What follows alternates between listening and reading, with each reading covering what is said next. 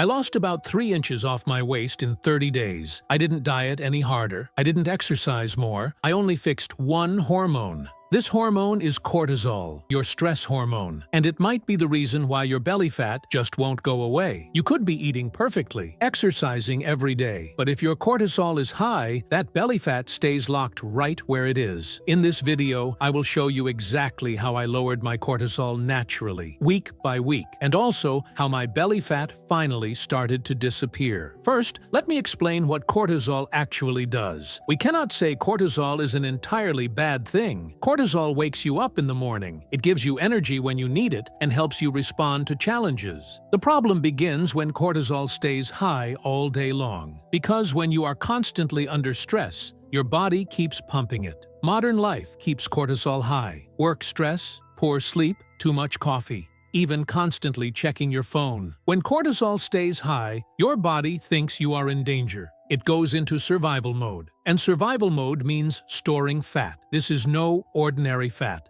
especially belly fat. And there is a scientific reason for this. Your belly has 4 times more cortisol receptors compared to other parts of your body. Here is the reason why stress goes straight to your belly. Let me explain. When cortisol binds to these belly receptors, it triggers fat storage even if you are eating at a calorie deficit. At the same time, it increases your appetite, especially for sugar and comfort foods. Junk food. Sound familiar? That's your cortisol speaking. Cortisol also breaks down muscles. Less muscle means a slower metabolism. This translates into much more fat storage over time, and it ruins your sleep. Poor sleep raises cortisol. Higher cortisol disrupts sleep. This is a vicious cycle. This is why merely dieting doesn't work for many people. You can cut calories, but if cortisol is high, your body fights against it. The solution? Lower your cortisol first. Then your body will finally release that stubborn belly fat. Here is exactly what I did for 30 days. Week 1.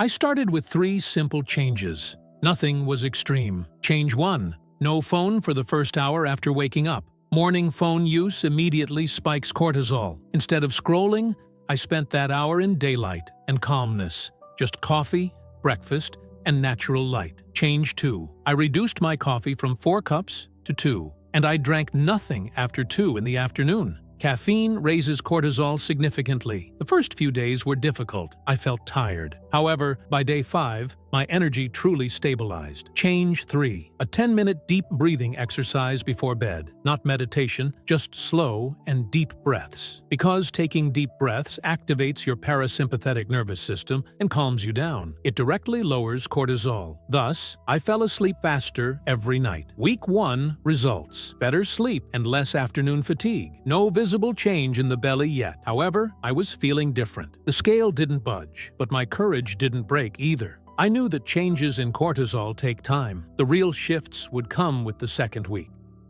Week 2. Here is when things started to change. I added 2 more habits: a 20-minute walk after dinner, and putting the screen down an hour before bed. The evening walk changed the rules of the game because light movement after a meal lowers cortisol and aids digestion at the same time. When I reached day 10, I realized something. My late-night cravings had disappeared. I didn't want snacks anymore, and my appetite was returning to normal. This is cortisol dropping. When cortisol drops, sugar cravings drop too. Your body stops screaming for quick energy. Day 12, I woke up and my face looked different. Less puffy. That bloating in my midsection was going down. Week 2 results. About 4 pounds lost. Half an inch off my waist. And I wasn't even trying to lose weight. My sleep quality improved significantly. For the first time in years, I was getting a deep sleep and waking up truly rested. Better sleep means lower cortisol. Lower cortisol means better sleep. The cycle was finally working in my favor, not against me.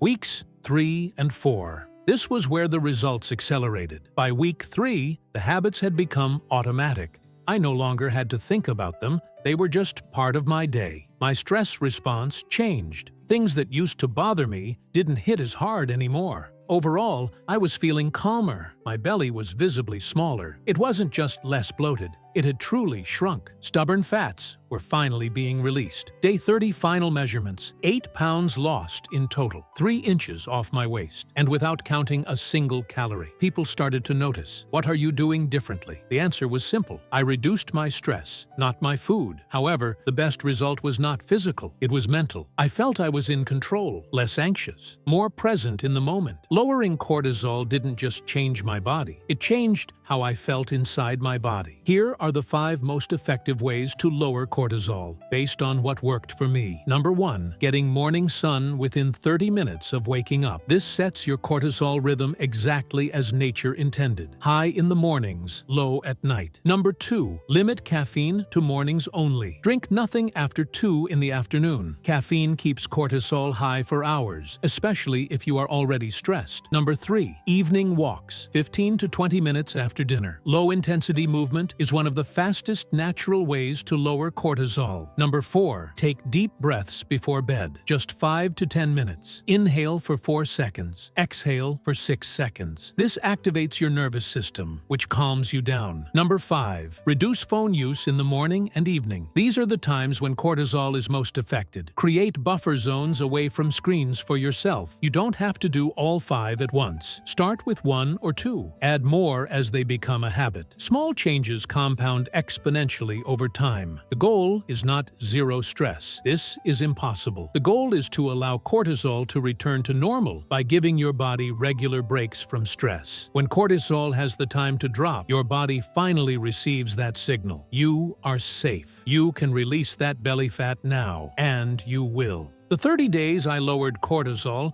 didn't just change my waist measurement, it changed the way I experience daily life. I am calmer, I sleep better, I have stable energy, and yes, my belly is flatter than it has been in years. If your belly fat won't budge no matter what you try, the missing piece might be cortisol. Try these changes for 30 days. Your body wants to release that fat. You just need to give it the right signal. Subscribe for more science-based ways to work with your body, not against it. Lower the stress. Melt the belly. Your body knows what to do.